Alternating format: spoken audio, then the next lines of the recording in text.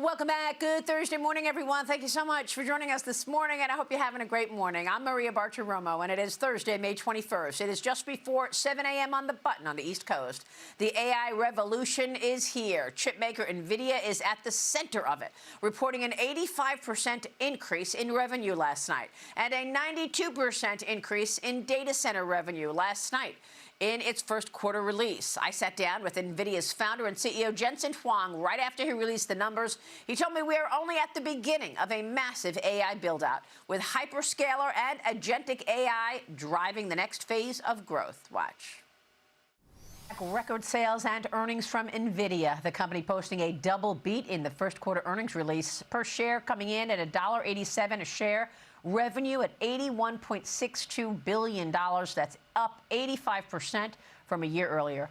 CEO Jensen Huang saying AI data center build-out is the largest infrastructure expansion in human history, adding Nvidia is uniquely positioned at the center of this transformation as the only platform that runs in every cloud, powers every frontier and open source model, and scales everywhere AI is produced, from hyperscale data centers to the edge. Joining me now with more on this insatiable demand for AI chips and infrastructure is the man himself, Nvidia founder and CEO Jensen Huang. Jensen, welcome. Thanks so much for being here. Hi, Maria. Great to see you. Another incredible quarter, Jensen. $58 billion in net income for the quarter, 3 times more than a year ago. Can you tell us what drove the business this cycle? The big thing that's going on, Maria, is that AI has gone from generative AI, which is really interesting, produces really interesting content, to now agentic AI. AI can now do work, productive work, valuable work, and as a result, these AI companies are generating tokens, which is basically the math of intelligence. They're generating tokens that are profitable. And when that happens, they want to generate a lot more tokens so they can increase their revenues. In this era, in the era of AI, compute is revenues and compute is profit. And so this is the transition that has happened recently. Agentic AI is now here. Valuable AI is now here. Productive AI is now here. And we're scaling all of these AI companies so that they could generate the revenues that is coming to them. So, Jensen, are you saying that it's gone way beyond the hyperscalers? I mean, we've been talking about all of the spending on AI from the likes of Microsoft and Google and Amazon and all of the large big tech companies. Are we beyond that? Are we still in the first inning of AI in that regard? Or are you seeing a broadening out throughout corporate America right now in terms of spend? We are seeing both of those happening at the same time. On the one hand, the hyperscalers are growing, in our case, 90% a year on a very large base. And so just notice, just think here, we're growing in absolute dollars and at a percentage faster today than we were a year ago and the year before that. And so it's pretty incredible.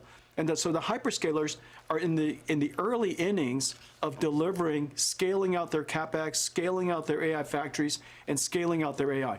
Simultaneously, they're about 50%, 60% of our business, about something like that, about half of our business, because the other half of our business is industrial, enterprise, AI native clouds, these regional cloud data centers around the world, all the way to sovereign AI clouds. And so both of these different segments of data centers are growing at the same time. Yeah, I want to ask you about that because there are so many roads to growth in what you just said. How long is this runway, Jensen? Do you have visibility in terms of how long this runway goes and where are you in this AI supercycle? Well, the first thing is to take a step back and realize that AI has only recently started to do productive work. It's able to now do something productive for us, do something valuable. You know, it's just like people.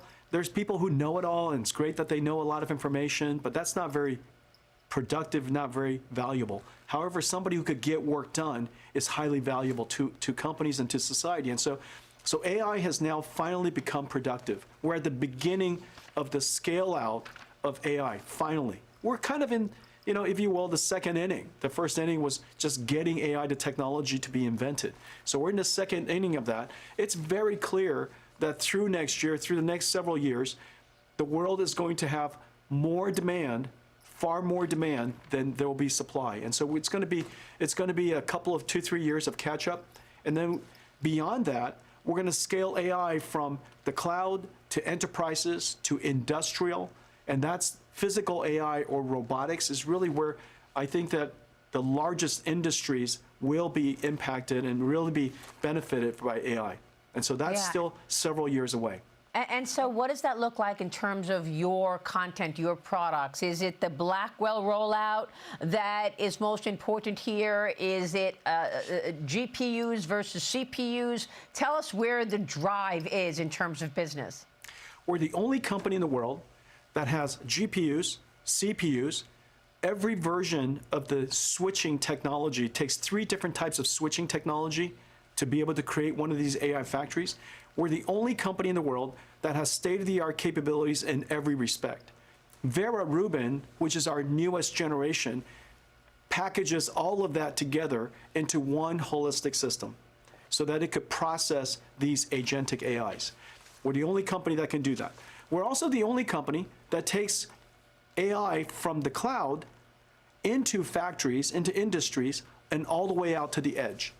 An edge AI, for example, would be a robotic system in a car for autonomous vehicles, a robotic system for humanoid robots and manipulation robots, or even your future radio stations, base stations for cell towers are going to be robotics because it's going to have AI running inside.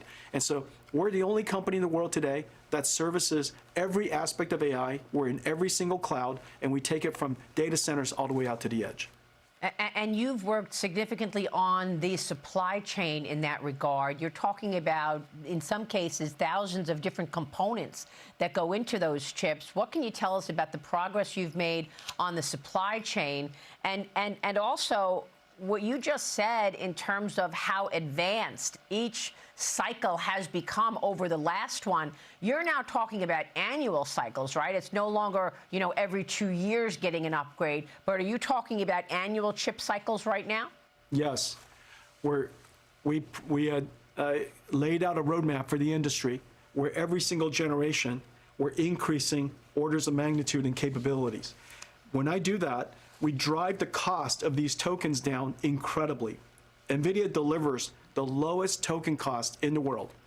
And so our supply chain, as you know, is the largest in the world. We're clearly one of the largest companies in the world. Our technology is incredibly complex. Our supply chain is incredibly complex as a result. We have partners that span everything from wafers, the packaging, to silicon photonics, copper interconnects, incredible memories and low power memories and high performance memories, all kinds of different things. And so each one of our racks of Grace Blackwell and Vera Rubin has 1.5 million components inside. And so we have great partnerships with the supply chain that's gone back a couple, 2-3 decades. We have the largest supply chain in the world, and we've done a great job planning several years in advance so that we could scale at the scale that we're doing. If you look at where we are today, we're, call it a few $100 billion company, growing, doubling each year. And so the supply chain has to really be quite significant in order to support our growth. And next year, we're going to grow again. And so we've got great partners working with us in our supply chain. This is one of our great pride and joys. Well, Jensen, what do you want to say to investors about margins? Obviously, even with the incredible growth story, you also have a big increase in the price of memory. Analysts are worried about expenses, potentially issues around China and having a consistent flow into China. So what do you want to say about margins and potential pressure to come? Our margins reflect the value we deliver to our customers. Our systems and our technology is quite unique. And the way we price it is based on the delivered value that they will experience in their AI factories. Every generation of our technology, every year, their revenues will go up because our performance per unit energy used is going to go up dramatically. So the revenues go up, their margins are going to get improved because our tokens per dollar is going to decrease every single year. and their performance of throughput will go up. And so every year we deliver that. And as a result, we could deliver the value and also receive the necessary margin for ourselves so that we can continue to invest. I'm expecting our margins to stay in the mid-70s, all the way through the year, and that feels pretty solid. You were just on a trip with President Trump to China. The word was that you did get an approval to send H200 chips to China. Is that true? Will you be selling those chips? And what can you tell us about your business into China? Well, it was a great honor to represent the United States and also to go to China with President Trump. And it was an incredible trip. I thought President Trump did an incredible job, frankly.